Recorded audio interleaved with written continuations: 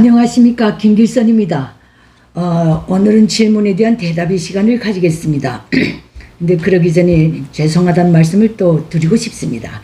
이 질문이 올라온 지가 오래됐는데 제가 이 질문을 간단히 대답할 수 없고 뭔가 정치적 대, 철학적 대를 좀 세워서 한번 북한과 대한민국을 비교하면서 말씀을 올려보자 해가지고 약간 시간이 좀 걸렸습니다. 이 점 미안하게 생각합니다. 그래서 질문의 내용은 이렇습니다. 대한민국에 들어와서 본 도로와 철도망에 대한 감정과 느낌, 북한과 비교해 볼 때 어느 정도 차이가 납니까? 두 번째, 도로, 건물, 철도를 건설하는 모습을 봤다면 어떤 생각이 들었는가? 이게 두 번째입니다. 세 번째, 농사를 짓는 모습을 봤다면 어떤 생각이 들었는가? 이 세 가지 질문을 올려주셨습니다. 그래서 이 하나하나 이 문제에 대해서 간단하게 말씀드리고 저희 기본적인 생각을 한번 설술해 보려고 합니다. 먼저 대한민국에 들어와서 본 도로와 철도망에 대한 감정과 느낌, 북한과 비교해 볼 때 어느 정도 차이가 나는가, 이 문제입니다. 일단 저는 아직 대한민국에 와서 지하철은 좀 타봤지만은 기본 대한민국 이 철도망은 아직 한 번도 이용해 보지 못했습니다. 북한에서 열차에 너무 질려가지고요, 냄새나고 사람 위에 사람이 더 씌어가는 아주 더럽고 천천히 가고 그 사람을 반초절임 해버리는 북한 열차에 너무 질려서 아직까지 대한민국 열차는 못 타봤습니다. 많은 분들이 신선 노름이니 한번 해보라고 하지만은 하고 싶어도 그런 시간 또한 좀 없었던 것 같습니다. 이 점을 양해 부탁드립니다. 대한민국에 처음 들어왔을 때 제가 직관적으로 느낀 것은 무슨 도로가 이렇게 많은가, 그거였어요. 그저 눈에 보이는 것은 다 도로고 고층 건물이더라고요, 서울인 경우. 그 다음에 지방에 내려올 때도 보면 지방에 어쩌다 갈 일이 생길 때 보면 도로가 얼마나 그진하게 나 있고 깨끗하고 표시판이 얼마나 정확하게 다 돼 있는지. 북한에는 그런 도로가 없습니다. 북한에 고속도로 건설했다, 일반 백성은 다니지 못합니다. 고속도로에 들어설 일도 없거니와 고속도로에 그 사람이 못 갑니다. 고속도로 주변은 다 무인지경입니다. 그 완전히 외진됩니다. 그래서 평양 남포간 고속도로라든가 평양을 중심으로 해서 이렇게 약간의 움직이는 고속도로인 경우는 가끔씩 간부차들이 다니지만은 일반 차들이 다니질 않습니다. 그리고 고속도로를 타고 걸어가다 나면 사람이 지쳐서 못 갑니다. 북한에서 다 산길을 타지 고속도로를 타고 걸어가는 사람은 없습니다. 검열에 우선 걸리기 쉽고요. 그래서 다 산길, 구도로를 타고 다닙니다. 근데 대한민국에 와보니까 도로에 사람은 한 명도 없고 다 차만 다니는데 그 위대함에 감탄했습니다. 나는 또 대한민국에 와서 제일 첫째 진짜 목이 매게 감동 느낀 순간이 2000년대에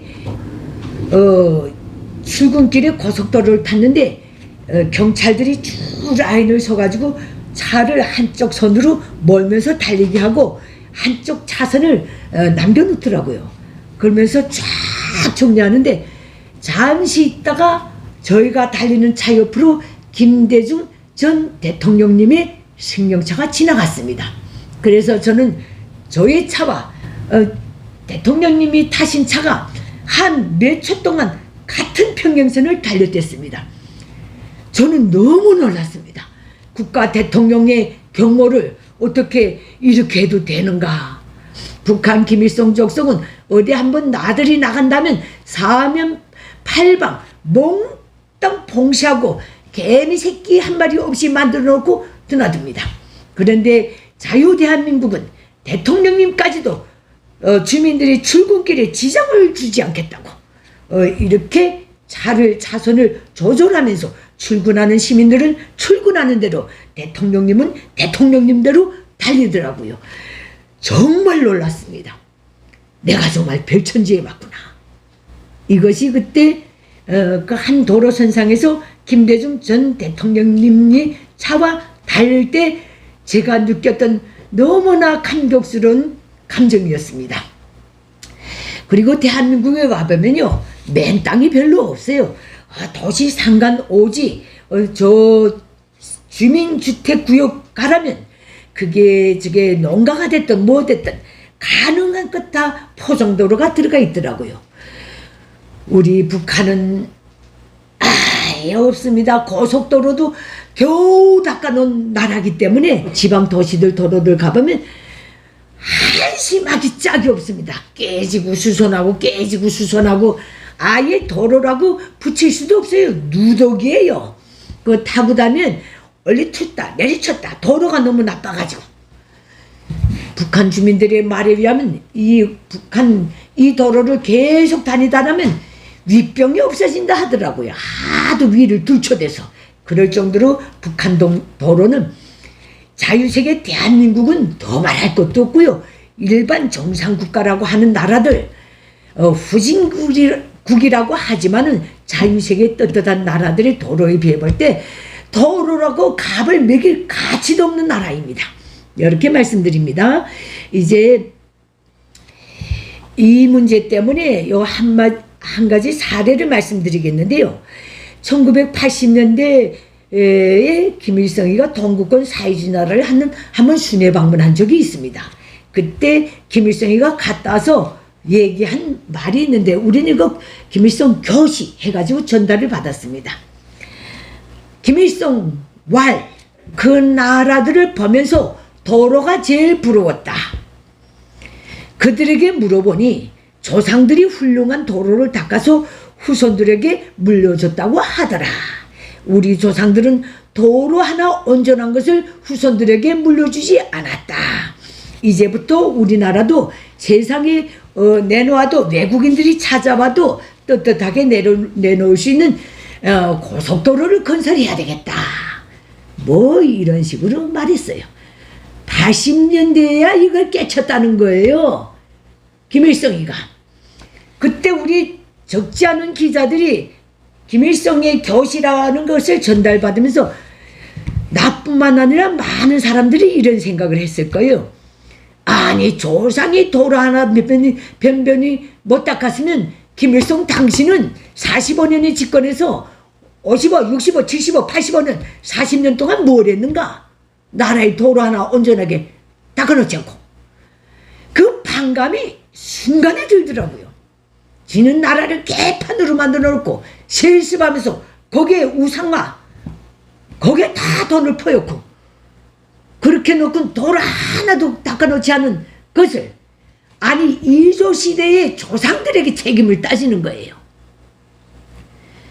이렇게 무책임한 자니 국가, 국민, 나라의 재산에 대해서 이 정도로 무지하고 무책임한 지도자다 나니까 거침없이 권력 실수 야망을 품은 거예요. 김일성이. 아이 또 열난에 이걸 이렇게 해고하고 보니 이거는 그때 우리는 김일성이 이 말을 들은 다음에 많은 사람들이 이런 얘기를 했어요. 기득권에서는. 이건 북한에서 들은 말입니다. 내 국가의 경제력, 군사력, 선진력 이거는 그 나라의 도로가 어떻게 잘 되어 있는가, 어떻게 상간오지까지 도로가 다 들어가 있는가 이것만 보면 딱 알게 되어 있다는 거예요. 도로가 그렇게 중요하다. 우리 그때 그런 말들을 했댔습니다. 그러면 이번에 두 번째 질문에 대답해 보겠습니다. 건물, 도로, 철도를 건설하는 모습을 봤다면 어떤 생각이 들었는가? 제가 여기서 철도는 못 봤습니다. 그걸 분명히 합니다. 저는 대한민국에서 도로 건설, 집을 건설하는 것을 자주 봅니다. 매일 매시각 접하기도 합니다. 이 건설장에 사람이 별로 없습니다. 다 기계가 움직입니다. 사람들은 기계에 비해서 기계 대수보다는 좀 많지만은 그저 왔다 갔다 합니다. 이렇게 지휘하고 사람이 서서 곡괭이질하거나 삽질을 하거나 시멘트 몰탈 이기는 광경을 한 번도 못 봤습니다. 기계 몇 대가 오고 가면서 사람 몇 명이 오고 가면서 조용히 천천히 작업하는 것 같은데 한참 다니다 나면 그 도로가 개통이 돼 있어요. 그렇게 불편이 없이 말하자면 북한처럼 온 나라 군대가 떨쳐나서 북치고 깽가리 치면서 건설하는 것 없이 이렇게 조용하게 자기 할 바를 하면서 도로를 하나하나 닦아 나가더라고요. 이게 너무 감탄스러웠어요. 아, 이게 선진국가 저 밑바닥에 있는 낙황국가의 차이로구나. 그거를 절실히 느꼈습니다. 북한은요, 어느 건설장이건 사람이 바글거립니다. 도로 건설은 더합니다. 북한에서 도로는 군대가 다 건설합니다. 고속도로인 경우. 그 다음에 이게 나머지 그 구간 도로를, 인입선 도로들은요, 그 구간에 있는 공장 기업소라든가 사무원 기관들이 다 건설합니다. 나는 분명히 있겠는데, 도로 건설 무슨 기업소라는 게 분명히 있겠는데, 나는 진짜 북한에서 있었다면 그 사람들은 뭘 하는 사람인지 오늘날까지도 묻고 싶습니다. 그 사람들이 도로 건설했다는 말을 들어본 적이 없습니다. 그러니까 북한의 기본도로는 군대가 다 건설합니다. 이렇게 놓고 보면 그저 뭐 도로 건설할 때는 사람이 바글거리고 그 공사장 주변이 너무 험하고 어지럽고 사고 위험이 크기 때문에 통행 금지를 다 시킵니다. 일반인들이 도로 건설 끝날 때까지, 어찌 보면 끝나서까지도 통과를 안 시킵니다. 오직 건설장에 동원된 군대들만 통과합니다. 이 문제에서 생각나는 것은 1982년 김일성 출생 70도 맞으면서 김일성이가 평양시 1호도로, 김일성 광장을 끼고 있는 평양역부터 쭉 나가는 1호도로를 한꺼번에 까내고서 새로 닦은 적이 있는데요. 그때 그 도로를 닦는데 기술 고문으로 왔던 나라가 일본이었습니다. 일본 사람들이 와서 다 이 뭐 안전모를 쓰고 유니폼을 다 입고 지도하더라고요. 그때도 역시 군대들이 동원됐는데, 군대들은 일반인처럼 보이게 하기 위해서 그 건설하는 기간에는 군복을 몽땅 벗기고 사회 유니폼을 다 입혔댔어요. 저는 그때 평양시 중심에 있었기 때문에 이 사실을 잘 알고 있거든요. 야, 그때 북한 주민들은요, 그 옥류교를 왔다 갔다 하며 출퇴근하는 사람들은 더 말할 것도 없고, 그 김일성 광장 중구역에 사는 주민들은 더 말할 것도 없고요. 저녁이면 저 동대원 구역에서 사는 사람들은 다 옥류교를 넘어와가지고 그 건설하는 것을 구경했어요. 뭘 구경했는지 압니까? 일본 사람들이 가지고 들어온 기계를 구경했어요.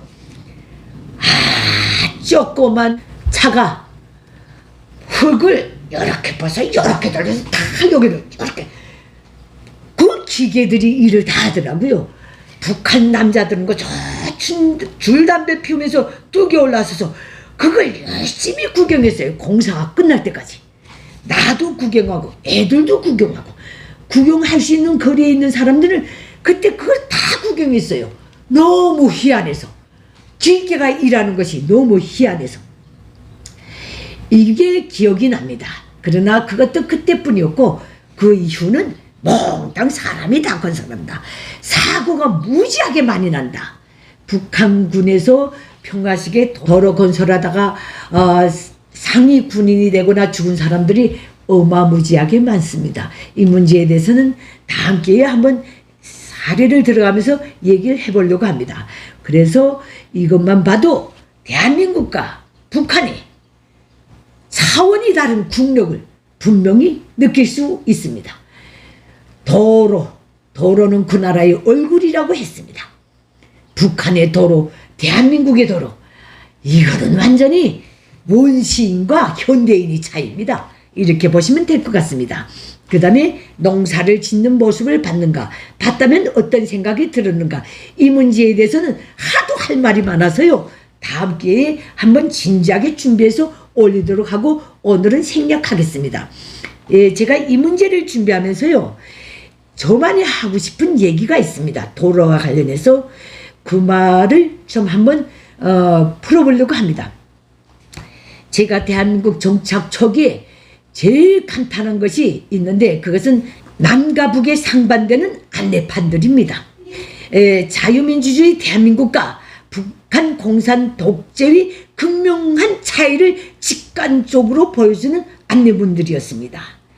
국토의 어디를 가나 공사하는 곳에는 도로 공사를 하든 무슨 공사를 하든 어김없이 무슨 일 때문에 공사를 하게 되는데 공사일은 몇 년도 며칠부터 몇 년도 며칠까지입니다. 이 기간에 주민들과 지나다니는 분들의 통행에 불편을 끼쳐드리게 돼서 죄송합니다. 문의할 점이 있다면 그 다음에 전화번호를 딱 남겨놓습니다. 꼭 전화를 주십시오. 공사 책임자 아무개 이런 내용의 안내판들이 다 있더라고요. 한 명이라도 더 보라고 산지 사방에 다 붙여놓고 있더라고요. 그리고 도로 공사를 하는 구간들에도 언제부터 언제까지 어느 구간부터 어느 구간까지 도로 보수 공사를 하니 불편이 있더라도 양해해 주십시오 하는 내용의 안내문과 함께 밤에도 알아볼 수 있는 사고방지 가이드라인이 꼼꼼히 다 설치되어 있더라고요. 더 놀라운 것은요, 추석이나 설명절 같은 날에 국민의 편의를 위해서 지금까지 해왔던 공사를 일정 기간 중단하고 그것을 또 모든 방송과 표시판을 통해서 국민들에게 알려주는 모습이었습니다. 그 외에도 도로를 달리다 보면 얼마나 안내판이 많습니까?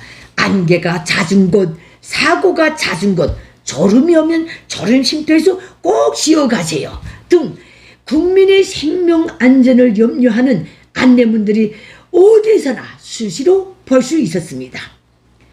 대한민국은 더한 거는 뭔지 압니까? 제가 보기에는 야 이렇게까지 나갔나. 대한민국에서는 국군 부대 주둔지 골목에도 대한민국 국군 무슨 부대라는 안내판이 있더라고요.